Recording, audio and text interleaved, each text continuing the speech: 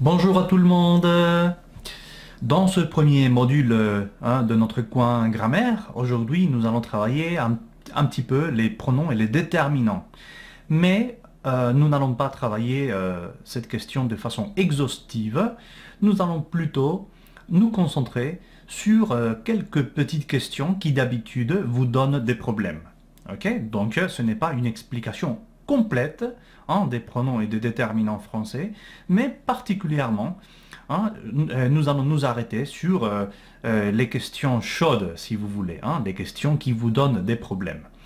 Donc, les contenus de cette vidéo, c'est l'article, le possessif, l'indéfini et l'interrogatif et exclamatif. Alors, là, vous avez un petit tableau avec les formes de l'article partitif. Je ne vais pas m'arrêter là parce que vous êtes des experts et des expertes en français, vous les connaissez déjà, mais permettez-moi de mettre l'accent sur un problème que vous avez d'habitude. C'est que, à la négative, vous ne changez pas le partitif, c'est-à-dire vous faites des phrases comme « je ne mange pas du poulet » et vous ne pouvez pas faire ça. Si vous dites à l'affirmative « je mange du poulet », à la négative, vous allez dire « je ne mange pas de poulet ». Ou si vous dites « nous avons de l'énergie », à la négative, vous allez dire « nous n'avons pas d'énergie ». Ok? Et la même chose quand il y a un adjectif. Par exemple, nous avons des amis en Bretagne, mais nous avons deux grands amis en Bretagne, parce qu'il y a l'adjectif « grand ». Ou la crise pose des risques importants. Mais la crise pose d'importants risques. Pourquoi? Parce qu'il y a l'adjectif important. Après, vous avez aussi beaucoup de problèmes avec les expressions du type avoir chaud, avoir envie, avoir honte, etc. Pourquoi? Parce que vous avez la mauvaise habitude de faire des phrases comme j'ai du chaud ou j'ai de la chaleur, ok? Et en français, ça ne se dit pas. Donc, vous devez plutôt dire j'ai chaud, j'ai froid, j'ai envie, j'ai faim, etc. Et si vous voulez introduire un adverbe, vous ne pouvez pas utiliser beaucoup. C'est quelque chose que vous faites de temps en temps et qui n'est pas bien fait. Donc, au lieu de dire j'ai beaucoup de chaud, ou j'ai beaucoup de chaleur, ou j'ai beaucoup de faim, vous devez dire j'ai très chaud, j'ai très faim, j'ai très soif, j'ai très besoin, etc. Ok? Et le même avec un peu. Vous allez dire j'ai un peu chaud, par exemple. Et non un peu de chaud. Et finalement, une petite curiosité pour l'article. Il y a l'expression jouer du plus le nom d'un musicien. Je ne sais pas si vous connaissez cette expression, mais je l'ai choisie pour la partager avec vous parce que je pense que c'est... elle est très mignonne, c'est intéressant, non, comme expression. Vous pouvez dire par exemple, le pianiste joue du Mozart très bien. Ça veut dire que le pianiste joue de la musique faite, composée par Mozart. Okay? Ou l'orchestre a joué du Vivaldi. C'est très bien ça, non? Cette expression. Bon, deuxième partie, le possessif. Je continue avec ma petite explication à propos des différents problèmes que vous avez. Alors, dans les possessifs, vous avez la mauvaise habitude de confondre leur avec son. Par exemple, dans la phrase « Ils ont rencontré leur cousin à eux », parfois vous faites, vous dites « Ils ont rencontré son cousin à eux ». Et alors là, c'est un problème, parce que son, c'est à lui ou à elle. Non, c'est son cousin à elle ou à lui. Mais si c'est à eux, vous devez dire leur cousin, parce que c'est à eux. Un autre exemple, je leur ai rendu leurs clés. C'est à eux. D'accord? Donc vous ne pouvez pas dire je leur ai rendu ces clés. Ça ne va pas, c'est pas possible. Ok? Et le même pour le pronom possessif. Vous allez dire la leur et non la sienne.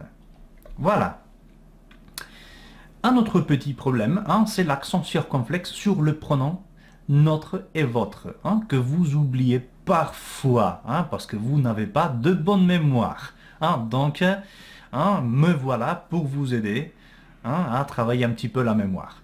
Alors, dans la phrase, notre ami s'appelle Ronan, hein, vous ne mettez pas d'accent circonflexe parce qu'il s'agit, hein, il s'agit d'un déterminant. Alors que si vous faites la phrase, le nôtre s'appelle Ronan, alors là, il faut mettre la petite maison, hein, le petit toit sur le O, hein, l'accent circonflexe.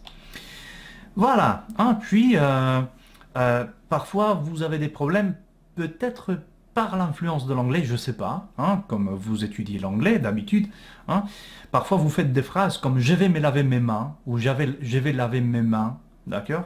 Et en français, c'est un peu bizarre ça, hein. Donc il faut plutôt dire je vais me laver les mains, les avec, avec l'article, hein, pas avec le possessif.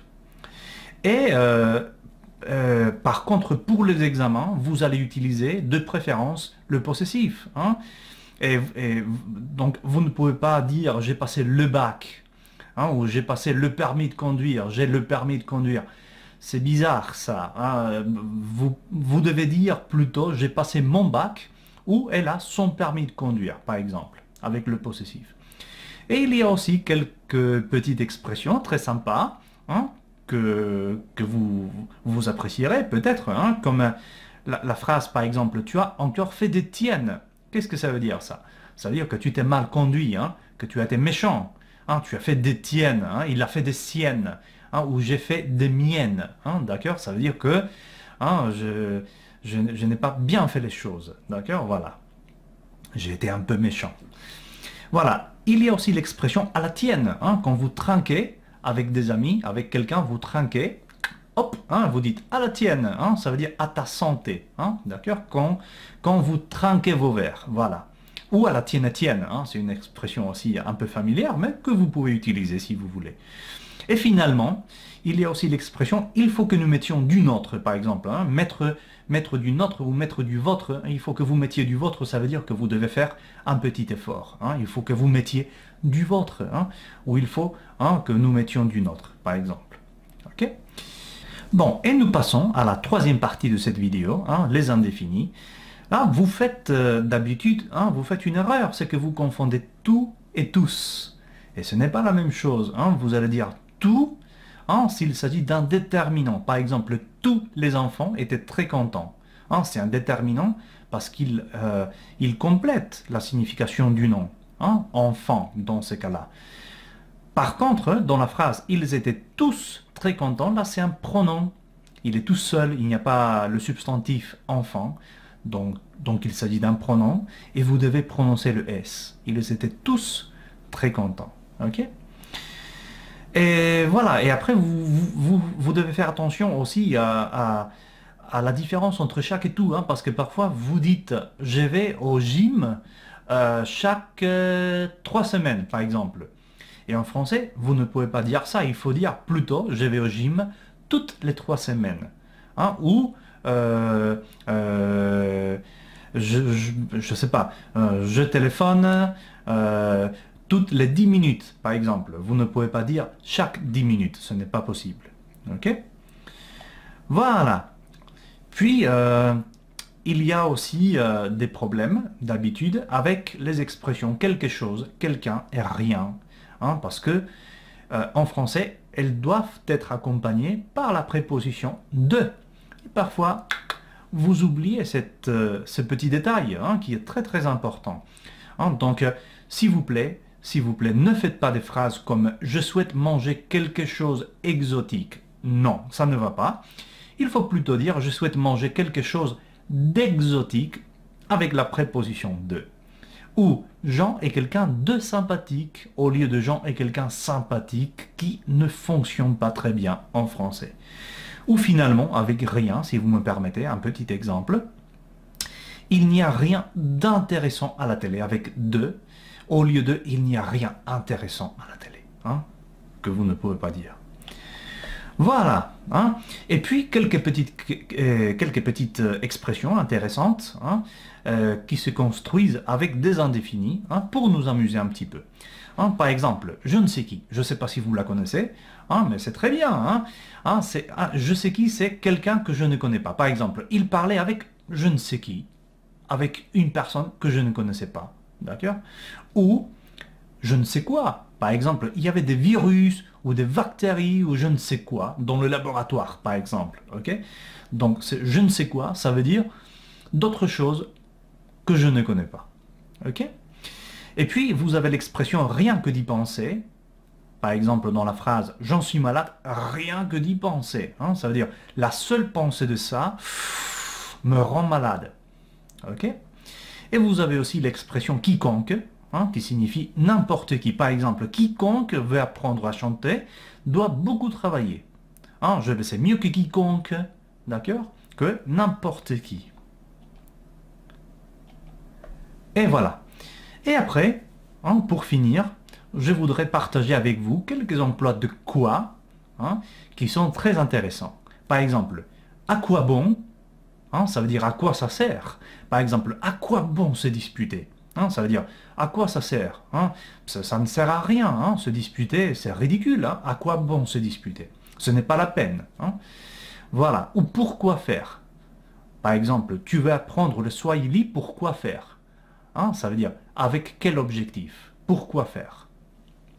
C'est-à-dire qu'est-ce que tu vas faire avec? Hein. Ou l'expression quoi de neuf, hein, si vous voulez dire bonjour à quelqu'un de façon familière, hein, attention, vous pouvez dire salut, ça va, hein, quoi de neuf, hein, quoi de neuf, ça veut dire, hein, c'est une façon de dire bonjour, salut, hein, etc. Bon, après vous avez aussi quoi, hein, comme tic de langage. Vous savez ce que ça veut dire un tic de langage, hein? Un tic de langage ou un mot béquille, hein, c'est un mot, une expression qui ne signifie rien, mais que vous utilisez parce que, hein, ça existe dans toutes les langues. Par exemple, dans la phrase « Dans la fête d'hier soir, il y avait des gens en mode cool et carrément sympa, quoi. Hein, » donc ce « quoi » final, ça n'apporte rien à la phrase. Et alors vous pouvez me demander « Mais alors pourquoi ?» Hein, il faut l'introduire, c'est pas obligatoire. Et en plus, c'est familier, d'accord? Ce n'est pas du langage soutenu, c'est familier. Mais vous pouvez le faire, quoi. Hein, vous pouvez l'introduire un petit peu partout, quoi, si vous voulez. Hein. Et voilà, il ne faut pas exagérer non plus. Hein. Bon, et finalement, vous avez l'expression « quoi ». Hein. C'est une exclamation, une interrogation en même temps. Hein. C'est une expression très française. Mais il faut la prononcer avec un peu de théâtre. Hein. Par exemple, « quoi » hein. Mais tu déconnes, mais c'est pas possible. Quoi? D'accord? Hein, c'est une façon hein, de montrer que vous êtes étonné. Voilà. Donc, c'est tout pour la vidéo d'aujourd'hui, hein, de notre petit coin grammaire, hein, pour les déterminants et les pronoms. J'espère que vous aurez aimé. Si vous avez des doutes, hein, vous pouvez nous consulter. Et bon, je vous dis à la prochaine, amusez-vous bien. Et voilà.